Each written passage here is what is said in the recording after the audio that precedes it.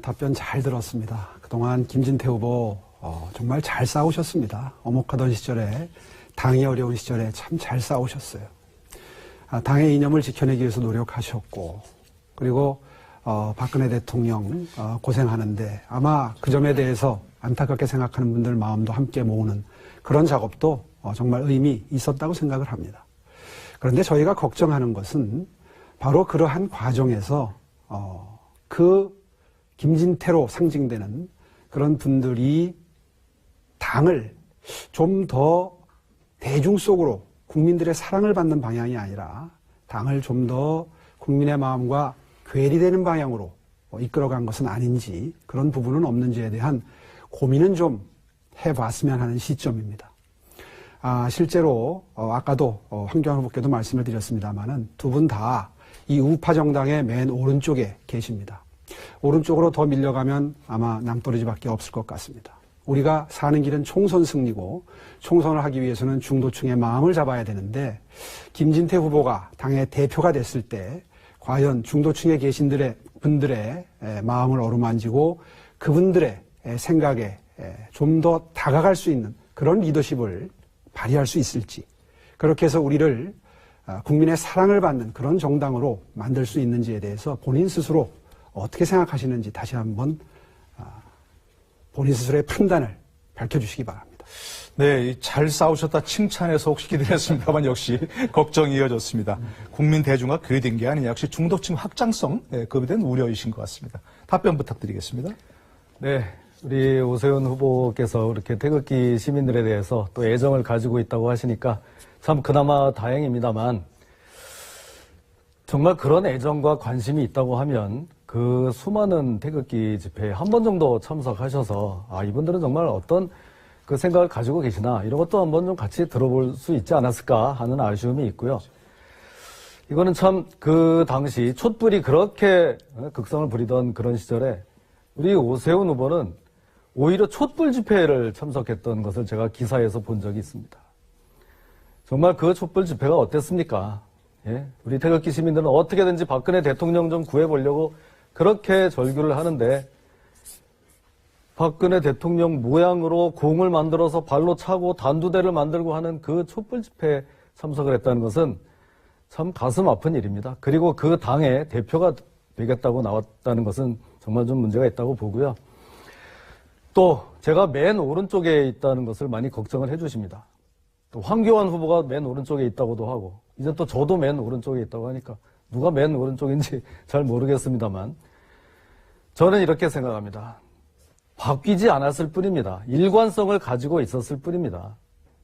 저는 그 자리에 그대로 계속 있으면서 똑같은 이야기를 했는데 1년, 2년 그러다 보니까 촛불에 겁을 먹던지, 무슨 김정은이 어떻게 하니까 평화 무드에 또 현혹이 됐든지 간에 전부 다 좌로 개걸음으로 이렇게 이동을 했습니다. 그러고 보니까 오른쪽에는 저 혼자밖에 남아있지 않습니다. 저마저 변하면 안 된다고 생각합니다. 우측의 기준점, 기호 2번 오세훈 후보는 개혁 보수를 내세우고 있지만 일각에서는 탈당과 복당 이력 등을 문제 삼고 있습니다. 어디서 뭐하다 이제 와서 당대표에 나오느냐, 보수를 배신했던 사람, 이런 목소리까지 나오고 있는 걸 아실 줄 압니다. 이에 대해 어떻게 생각하시는지요? 오세훈 후보의 답변 부탁드리겠습니다. 분명히 말씀드리지만 저는 보수의 가치를 한 번도 배신한 적이 없습니다. 무상급식 주민투표 때 처참하게 쓰러졌었습니다. 보수의 가치를 위한 싸움이었었습니다. 탈당을 해서 바른당에 잠시 몸담았을 때에도 우리 모두 다 알 겁니다. 당시에 반기문 사무총장이 들어오면 그분을 중심으로 해서 대선을 치러서 어떻게 하면 문재인 정부의 출범을 막을 수 있을까? 그걸 고민하지 않으신 당원은 아마 저는 한 분도 안 계셨을 거라고 생각을 합니다. 그런 목표를 위해서 실제로 나갔었고, 그리고 실제로 반기문 사무총장이 들어와서 아마 맨 처음에 저한테 연락을 하셨을 겁니다. 저희 사무실에 찾아오셨었는데요.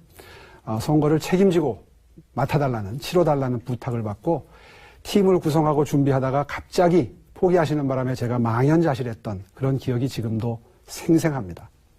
사실 그때 우리가 어떻게 하면 좌파 정부의 출범을 막을지를 다 같이 고민했는데 그 대처 방법에 있어서 서로 생각이 좀 달랐을 뿐이다. 저는 그렇게 생각을 합니다. 아까 김진태 후보 촛불 집회 나가고 태극기 집회 안 나왔다 그러시는데 두 군데 다 갔었습니다. 도대체 무슨 말이 이루어지길래 그렇게 많은 사람들이 그곳에 참석을 하는가. 정치를 하는 사람으로서 또 당시 제가 종로에 그때 지역구였거든요.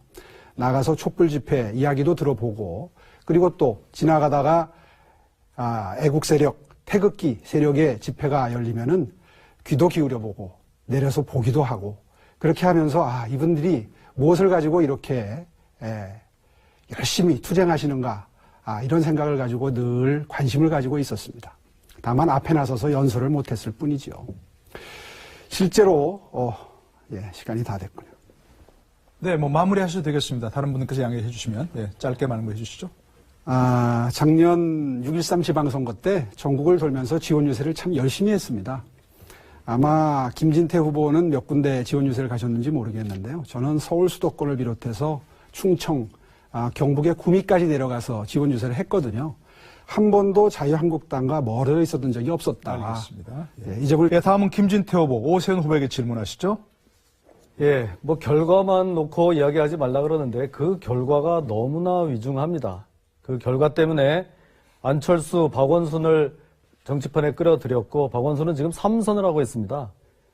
수도 서울의 시장을요. 그런데도 너한테는 별 책임이 없다는 식으로 말씀을 하시니까 참 정말 가슴이 아픕니다. 거기다가 박근혜 대표가 도와주지 않은 것이 마치 오세훈 시장이 더 클까봐 그럴 것이다. 이거는 정말 아무리 이게 좀 정치 금도를 좀 넘은 것이라고 보고요. 바로 그런 결과가 나오기 때문에 투표함을 열어보지도 못하기 때문에 그걸 우려해서 그런 겁니다. 그 말씀을 제가 정말 대신 드려야 하는 이 현실이 정말 안타깝습니다.